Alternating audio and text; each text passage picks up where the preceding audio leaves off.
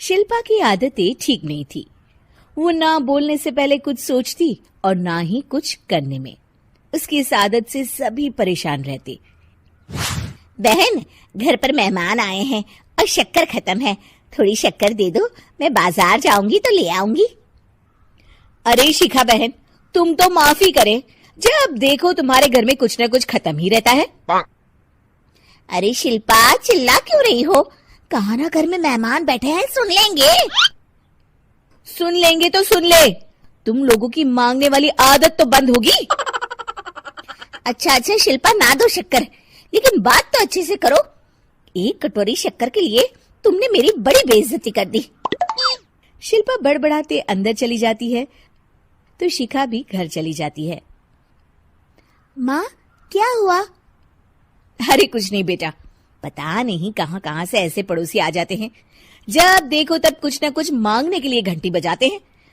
अब घंटी बजे तो दरवाजा ना खोलना। पता नहीं माँ की ये आदत कैसे बदलेगी, किसी को कुछ भी बोल देती है, बोलने से पहले सोचती भी नहीं। शिल्पा की ये आदत दिन ब दिन बढ़ती ही जा रही थी। एक दिन शिल्पा के दरवाजे सब्जी वाला आया। सुनो भैया, मुझे ये भिंडी, टिंडे, लौकी और आलू के साथ 1 किलो प्याज दे दो। जी बहन जी। वो एक एक कर सारा सामान पैक कर देता है। कितने पैसे दूं? 220 रुपए पूरे। अरे इतना महंगा नहीं। हाँ, मैं तो सिर्फ 150 दूंगी। नहीं, पैसे तो पूरे लूंगा, नहीं तो सब्जी वापस कर दो। ऐसे कैसे वापस कर दूंगी? मैं तो एक भी सब्जी वापस नहीं करूंगी। और हाँ, रही बात पैसों की, तो लेना है तो 150 ले लो, वरना मेरे मोहल्ले में घुसने तक नहीं दूंगी। हाँ। अरे नहीं बहन, हम लोग गरीब लोग हैं, ऐसा ना करो। पकड़ो ये 150 और दफा हो जाओ। शिल्पा की बेटी अंदर से ये सब देख रही थी।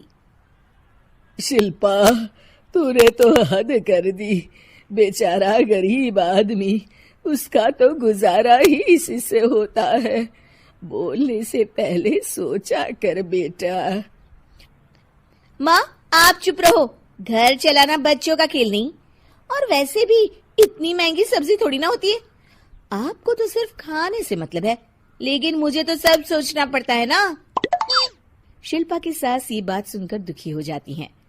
शिल्पा की बेटी शिल्पा की ये सारी बातें सुन रही होती है। शिल्पा की बेटी एक दिन माँ से कहती है, माँ, ओ माँ, जरा यहाँ तो आना। ओहो, क्या हुआ? क्यों चिल्ला रही हो ऐसे बेटा? हुआ क्या?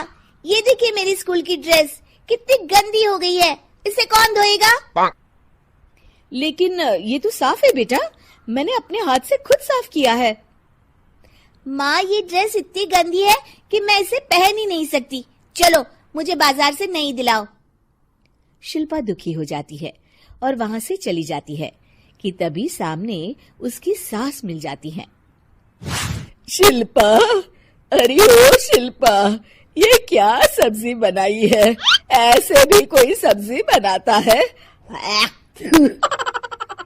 शिल्पा सास की इस हरकत से सख्ते में आ जाती है। अरे माँ को तो मैं जो बना दूं उन्हें वो पसंद आ जाता था, फिर आज वो ऐसा व्यवहार क्यों कर रही हैं? शिल्पा कुछ समझ पाती कि थोड़ी ही देर में उसका पति आ जाता है। अरे शिल्पा, ये क्या है? क्या हुआ आपको? ये मेरी अलमारी पूरी अस्त व्यस्त है, तुमसे कोई काम नहीं होता है। सारा दिन पता नहीं क्या करती रहती हो। अरे मैंने तो सारी अलमारी साफ रखी है। इसे तुम साफ कहती हो? ये तो पूरा कूड़ादान लग रही है। शिल्पा परेशान हो जाती है और समझ नहीं पाती है कि उसके साथ क्या हो रहा है। शिल्पा अकेले कमरे में जाती है और जोर जोर से रोने लगती है। तभी वहां उसका पति, सास और बेटी आ जाते हैं। शिल्पा उन लोगों को देखकर और जोर जोर से रोने लगती है।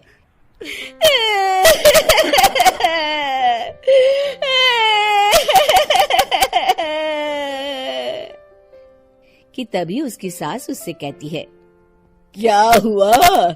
यहाँ बैठकर रोती रहोगी या फिर खाने को भी कुछ बनाओगी? माँ, पहले आप बताएं, आप लोगों को क्या हुआ है जो मुझसे ऐसा व्यवहार कर रहे हैं? वही हुआ है जो तुम्हें रोज होता है। मैं समझी नहीं।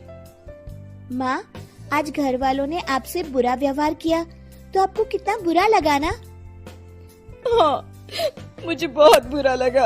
मुझे अच्छा नहीं लगता कोई मुझसे इस तरह से बात करे। सही कहा शिल्पा, जो चीज तुम्हें खुद के लिए अच्छी नहीं लगती वो तुम्हें दूसरों के साथ भी तो नहीं करनी चाहिए। बेटा, हम तुम्हारे अपने हैं, फिर भी तुम्हें अपनों की बात का बुरा लगा। लेकिन सोचो, जिन बाहर के लोगों से तुम ऐसा व्यवहार करती हो उन्हें कैसा लगता होगा। हाँ माँ, आप सच कह रही हैं। मैं आप लोगों से माफी मांगती हूँ। मुझे कड़वा नहीं बोलना चाहिए। मैं समझ गई, मैं आपकी हूँ इसलिए आप लोगों ने मुझे सुधरने का वक्त दिया और मेरा साथ दिया। लेकिन जिन बाहर के लोगों से मैं बुरा व्यवहार करती आई, वो लोग मेरे कड़वे बोल से कितने दुखी होते होंगे। मैं वादा करती हूँ, आज से ऐसा व्यवहार किसी के साथ नहीं करूंगी। सीख, हमें दूसरों के साथ वैसा ही व्यवहार करना चाहिए जो हम खुद के लिए अपेक्षा करते हैं।